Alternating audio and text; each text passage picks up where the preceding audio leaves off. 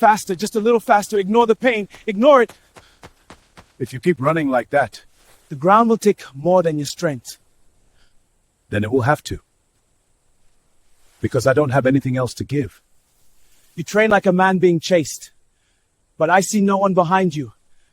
And you plan to outrun them like this? What choice do I have? Sponsors don't come looking for people like me. And what can you possibly offer me? A chance for your feet to finally keep up with your spirit. Why would you help me? Because talent like yours should not be wasted on suffering alone. Come tonight, if you're serious about winning.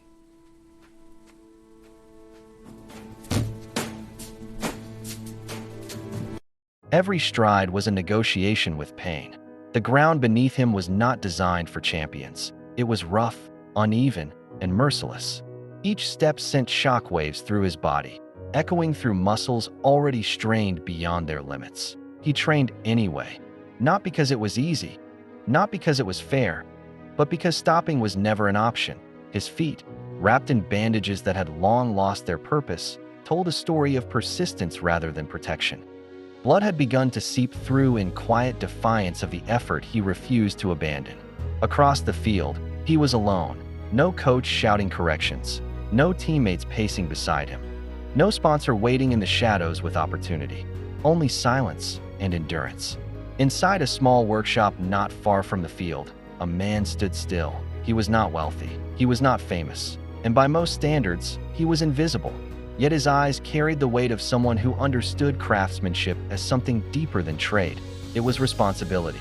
He watched the runner repeatedly push himself beyond exhaustion, each fall followed by an even stronger rise, and with every step the runner took, the cobbler felt something stir within him, a question he could not ignore. How long can potential survive without support? The Olympic trials were approaching. For most athletes, this moment was backed by years of sponsorships, advanced training, and access to technology engineered for performance. For him, there was nothing. No brand endorsement, no financial backing, no guarantee that anyone would even notice his name among the thousands competing. He stood at the edge of a world where preparation met privilege, and privilege, more often than not, had the advantage. That night, the cobbler made a decision, not spoken aloud, not announced, but felt deeply within his hands. He would not watch talent disappear into obscurity. He would intervene, not with money, not with fame, but with what he had always possessed, skill. He began by carefully analyzing and separating any discarded materials he could find. For others, what appeared to be mere waste was, in fact, a glimpse of possibility. Each individual strip of leather held its own unique properties: flexibility, density, and resilience. He made sure to test each and every fragment by hand, carefully bending, pressing, and evaluating its behavior under various stress conditions. This was far from merely a guesswork exercise. Instead, it was the result of years of meticulous repetition and keen intuition. The workshop came alive at midnight. Hammer strikes echoed like a steady heartbeat. Thread moved with precision, guided not by machines, but by experience. The scent of industrial adhesive filled the air, mixing with the subtle aroma of aged leather. Each sound, each movement, each breath contributed to something greater than assembly. It was creation. He wasn't merely making shoes.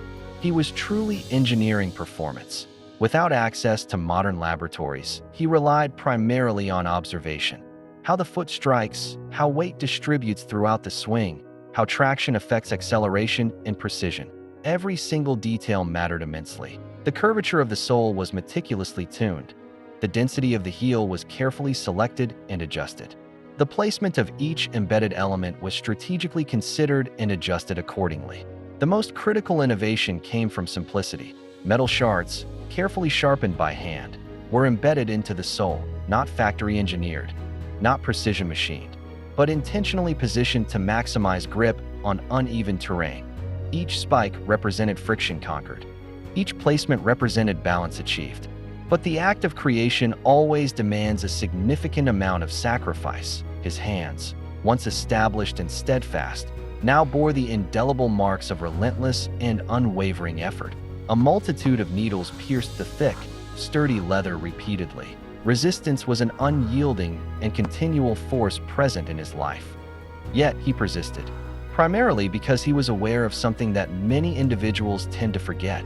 The essence of greatness is rarely one that is convenient or simple to achieve. When the runner arrived, there were no speeches, no explanations, only a quiet exchange. The cobbler placed the shoes before him. The runner hesitated, then stepped in. And in that moment, something changed. The day of the trials arrived under a heavy downpour of rain. The track glistened with a multitude of moisture, transforming every single step into a test of utmost control. Around him stood a pack of athletes, each one armed with cutting-edge footwear, scientifically designed for optimal aerodynamics, unmatched speed, and unparalleled efficiency. He stood apart from the rest, with something that was anything but ordinary. Something that was genuinely untested and unconventional. Something that was wholeheartedly handmade and specially crafted for him. As the initial sound of the whistle was about to reach them, he suddenly realized something quite profound.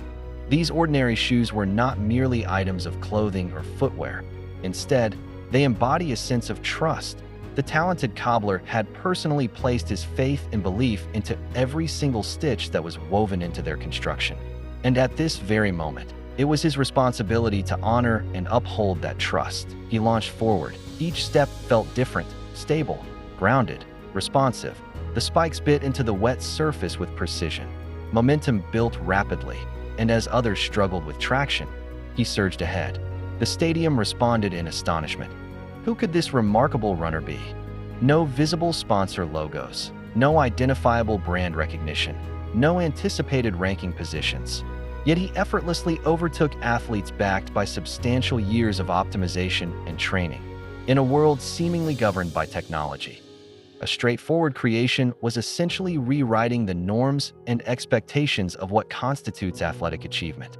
And then, he successfully crossed the finish line, not merely as a participant, but rather as a powerful statement, demonstrating that limitations are not always defined by resources, but rather by the unwavering belief within oneself.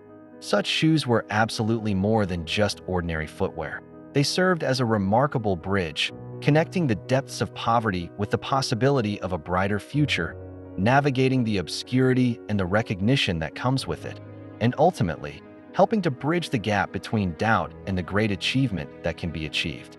The good news of the victorious spread rapidly, not solely because of the outstanding athlete himself, but rather what facilitated it wholeheartedly. A progressive movement began to take shape. Communities began to recognize and invest in the hidden talents of their members, not merely waiting for sponsorships from the outside, but rather building everything from the very within. In the end, it's clear that the most powerful innovations don't always emerge from laboratories. Rather, they often spring forth from small, quiet workshops managed by passionate individuals with a desire to see someone else succeed.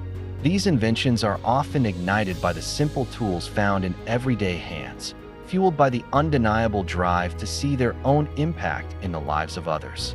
When dedication and determination collide, even the most basic tools can generate extraordinary outcomes that leave a lasting impression.